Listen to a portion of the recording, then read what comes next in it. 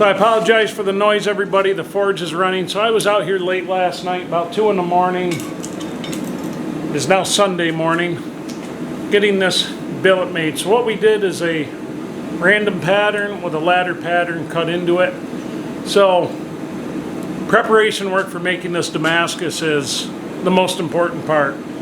When you're going to restack your layers, you weld them. Now, I'm not a Damascus expert, but I made enough of it to know how to do it so at least my metal sticks together and I don't have voids and inclusions inside the billet. So when I get done with this, I don't know if you can see it. I'm trying to get you to focus. Come on. That's tough to see. But when I cut the end off of this, when it gets cleaned up, I don't want to be able to see a difference in any of the metal. I don't want to see any straight lines or anything like that. It should all be shiny. Should all look like one uniform solid billet. Same thing when you grind your edges. You don't want to see any lines, any of that. That's how I know I have a good solid billet. All it takes is a little bit of patience. If you do your cleanup right, when you go to restack and weld these, get all the scale off, every bit of scale that you can. Yes, you're gonna lose metal, but you're not gonna lose that much. But get it nice and clean. That is so important. But what we're gonna do is we're gonna start forging out this knife. Now we're gonna try to go like a gyoto style Japanese chef knife. We'll see how it goes. I haven't really done one like this before, but I like the design. And the other thing is, when I'm doing something like this, I like to try to kind of find my own style.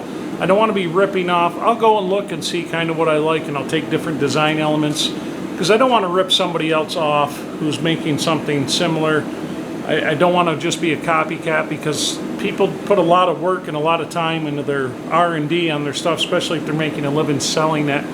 And to me, it's not right to just start copycatting what they're making and then sell it off. It's, I don't know, it's just one of those things. But anyway, we're going to stick this back in the forge. We're going to start working the tip out, drying this out a little bit more.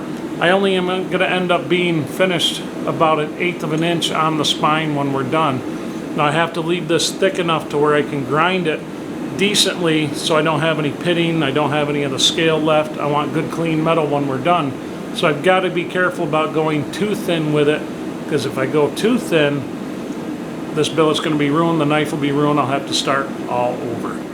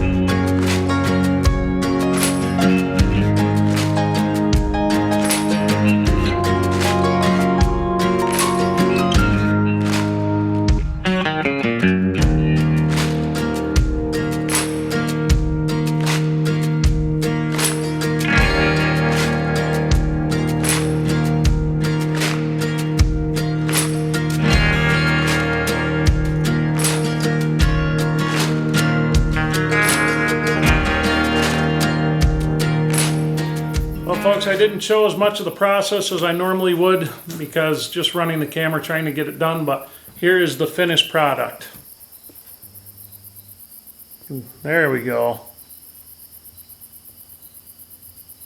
Came out really well. So we've got the black cherry handle, the mahogany stain, a few coats of spar urethane. We have 152 layer Damascus. And of course we got to do the paper slice. Works pretty well. I think we can handle that.